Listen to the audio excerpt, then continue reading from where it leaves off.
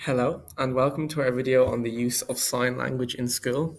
My name is Finn, and I'm going to be introducing our video to you, outlining what each member of our group will be discussing today and how we arrived at this idea after originally having another one. Firstly, David is going to talk about what we hope to achieve with our idea and what the learning outcomes from this video will be. After that, Shauna is going to highlight what the problem we are tackling actually is and where it can be found.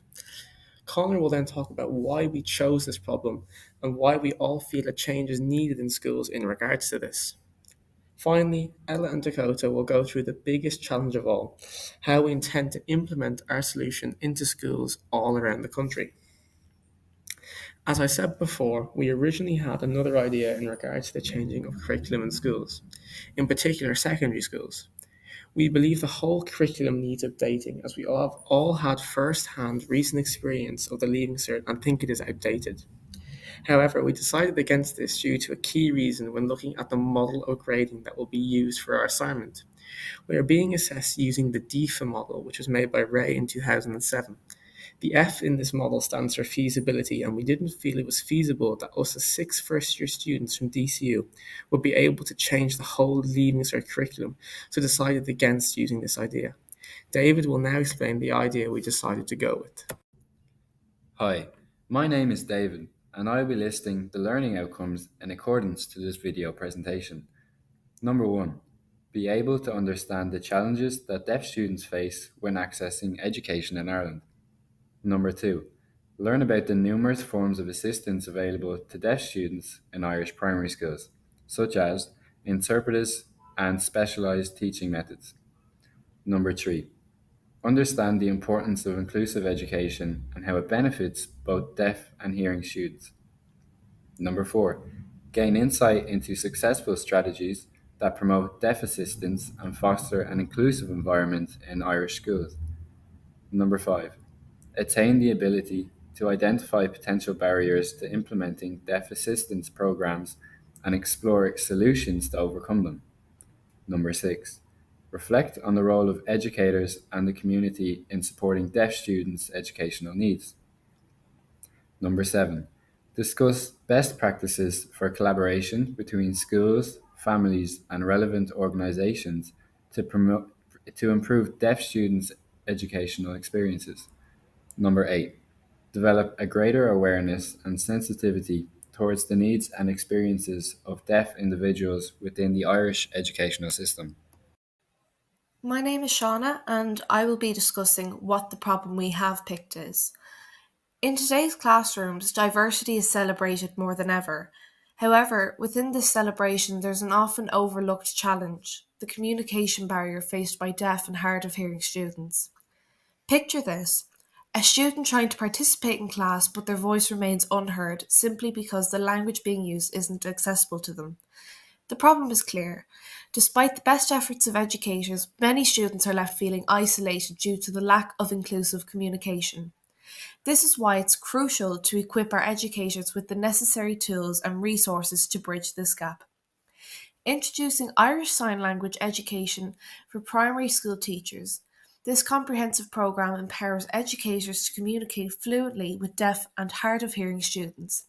Because when we break down communication barriers, we create an inclusive learning environment where every student's voice can be heard. Why decided to do this topic? We decided to do this topic because of how big a problem this issue is. Even though there is an ISL, Irish Sign Language tuition scheme, which provide weekly tuition lessons, we believe this is not enough, and deaf children have the right to go to school and learn sign language. This will benefit these children as they get to make friends and not feel left out by being taught at home. While researching this problem, we found out from an article by the Irish Independent that there are 77 school children whose primary language is sign language, and fewer than 10 of these have access to an in-classroom teacher or interpreter. Teaching sign language would also be a massive boost for people to communicate around the world. Sign language is done all over the world, with it being recognised as an official language in 41 countries. Some of these countries include England, China, New Zealand, and Australia. This just shows how far behind we are from other countries with regard to supporting deaf people. Teaching sign language will benefit deaf children massively as it will allow them to communicate with fellow peers and teachers. It will also allow them to participate in classroom activities and projects, etc., and also fully engage in the learning process. Hi, I'm Ella, and I'm going to be talking about one of our solutions to this problem.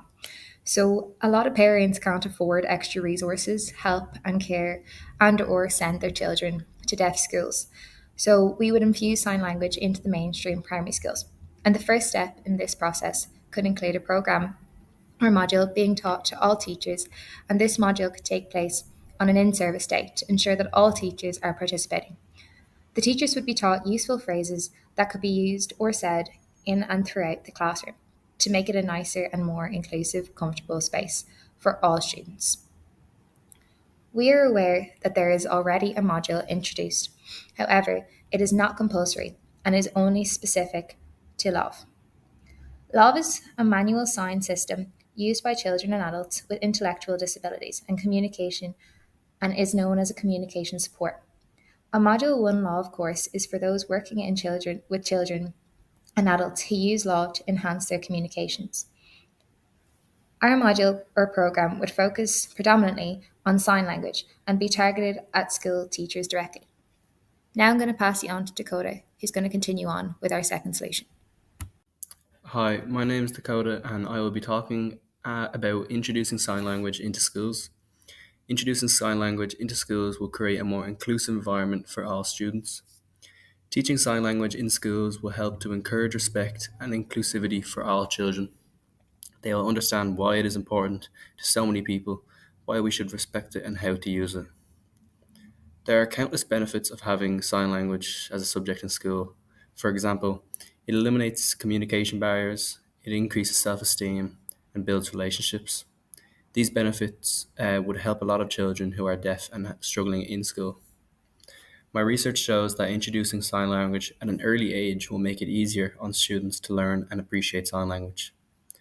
Ways that we can introduce sign language to students at a young age could be something as simple as sign language sing-alongs.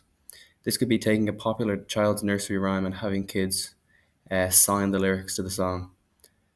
Sign language buddies, having your students pair up, creating peer-to-peer learning and communication, and having an older student who has a good knowledge of sign language already to mentor younger students.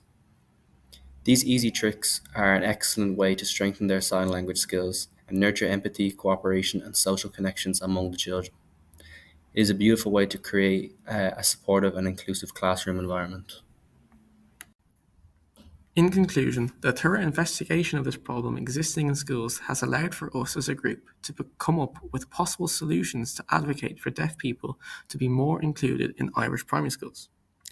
These solutions will also promote awareness and sensitivity amongst both teachers and students, further leading to an increase in respect and an indubitable positive change in schools' atmospheres.